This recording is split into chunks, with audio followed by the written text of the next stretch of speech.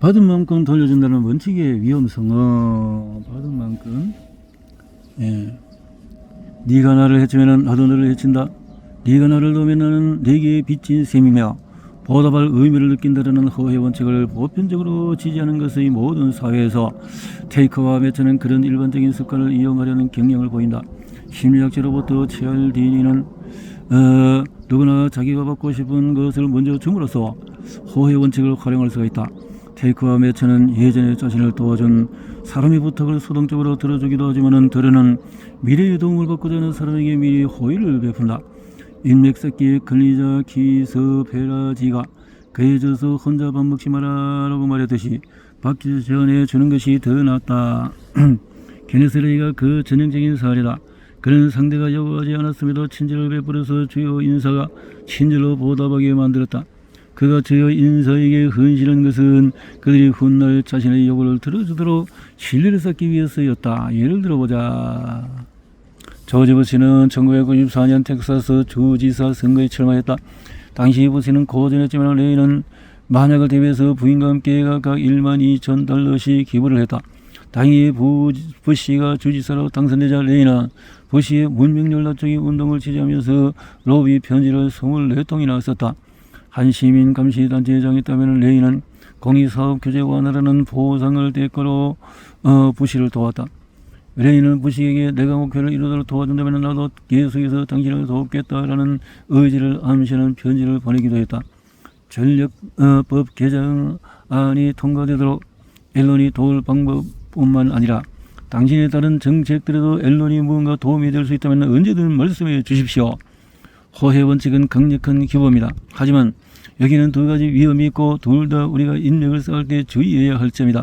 첫 번째, 호의를 받은 사람은 결국 자신이 조종당했다고 느끼기 쉽다는 것이다. 전 국가대표 스피드 스케이트 선수이자 현재의 리소스 시스템 그룹에서 마케팅 컨설턴트로 일하는 댄 웨인스타인은 다음과 같이 말한다. 몇몇 대형 컨설턴팅 회사는 주요 경기장의 특별석을 소유하고 있습니다. 이들이 보스턴 레드삭스 경기에 고객을 초대하면 고객은 그 이유를 압니다. 최소한 부분적으로 그들이 무언가를 대가를 기대한다는 뜻이지요. 호의에 무언가 다른 의미가 함축되어 있으면 의미 있는 인간관계라기보다 일종의 거래처럼 느껴져서 뒷맛이 쓰다. 진정으로 나를 돕고 싶어하는 것인가? 아니면 그 대가로 나중에 무언가를 부탁하려고 하는 것인가? 정치하는 사람들은 그런 이권 속에서 사람을 만날 수밖에 없겠네요. 듣자 하니 케네스 레이도 조지 W 부시에게 그런 인상을 준 모양이다. 부시는 주지사에 출마할 당시 레이에게 정치 모금 행사의 의장직을 부탁했다. 그때 부시에게 승산이 없다고 생각한 레이는 이미 민주당 후보 앤 리처드의 기업 자문회에서 일한다며 거절했다. 물론 그는 뒤탈이 없도록 슬쩍 12,500달러를 기부했다. 선거가 막바지에 이르렀을 때 부시가 승리할 것으로 보이자 레이는 재빨리 12,500달러를 더 기부했다. 결과적으로 레이는 리처드보다 부시에게 더 많은 돈을 기부했지만 그것은 전략적인 결정에 불과했고 그는 그들의 관계에 지울 수 없는 상처를 남겼다.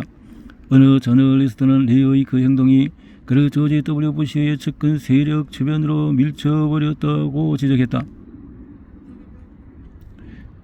또한 부시의 측근 10명의 말을 인용해 레이가 둘 사이에 절대로 다리가 놓일 수 없는 거리를 만들었다라고 했다. 부시는 자기 아버지와 달리 단 한 번도 레이를 백악관에 초대하지 않았다. 앨런 스캔들이 터지고 레이가 유력 정치가들에게 도움을 청했을 때도 부시는 그 명단에 없었다. 그들의 관계는 그만큼 거리감이 있었다.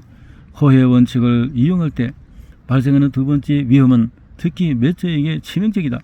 기본은 가급적 더 많은 사람을 도우려 하고 테이커는 이전에 깨진 관계를 보충하면서 인맥을 더 넓히려고 애쓰는 반면에 매체는 그들보다도 인맥을 더 좁게 구축하는 경향이 있기 때문이다. 링크드인 창업자 리드 호프먼은 매체가 만일 당신이 나에게 무언가를 해주면 나도 당신에게 무언가를 해주겠다는 원칙을 바탕으로 행동한다고 말한다. 그들은 자신에게 돌아오는 이익이 상대에게 돌아가는 이익만큼 클 때만 행동한다. 당신이 누군가를 도와줄 때마다 준 만큼 받는다는 원칙을 고집하면 인맥은 훨씬 더 좁아질 수밖에 없다.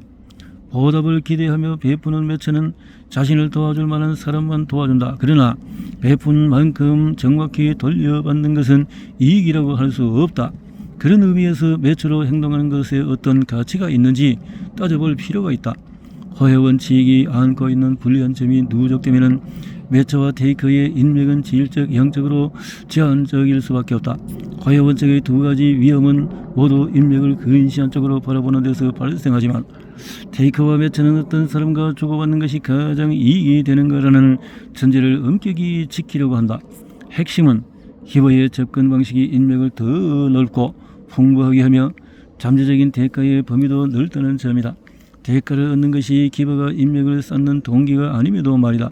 한때 애플의 전도사이자 실리콘밸리의 전설이던 가이 가와사키는 상대가 어떤 사람이든지 일단 누군가를 만나면 내가 이 사람을 어떻게 도울 수 있을지 자문해 보라고 권한다. 이것은 타인에게 과도하게 투자하려는 말처럼 들릴 수도 있다. 그러나 애덤 리프킨이 경험으로 배웠듯이 우리는 앞으로 누가 우리를 도와줄지 예측할 수가 없다. 기보 테이크의 생각들. 우연한 행운의 도미노. 1993년 그레임 스펜서라는 대학생이 친구 5명과 함께 인터넷 회사를 차렸다. 그런 안경을 쓴 스펜서는 수줍고 또 내향적인 컴퓨터 기술자로서 대머리가 진행중이었고 만화책을 유난히 좋아했다. 그는 자신이 슈퍼맨에게 정의와 덕을 배웠고 엑스맨 덕분에 억압당하는 사람들에게 관심을 가졌으며 스파이더맨을 보고 희망을 얻었다라고 말한다. 슈퍼히어로들도 학창시절을 힘겹게 보낼 수 있죠. 스펜서와 그의 친구들이 만든 초창기 웹포탈 검색 엔진 익사이트는 금세 가장 인기 있는 사이트로 떠올랐다. 1998년 익사이트는 1670억 달러에 팔렸고 스펜서는 최대 주주이자 기술 책임자가 되었다.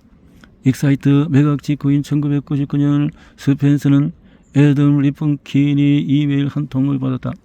보낸 것을.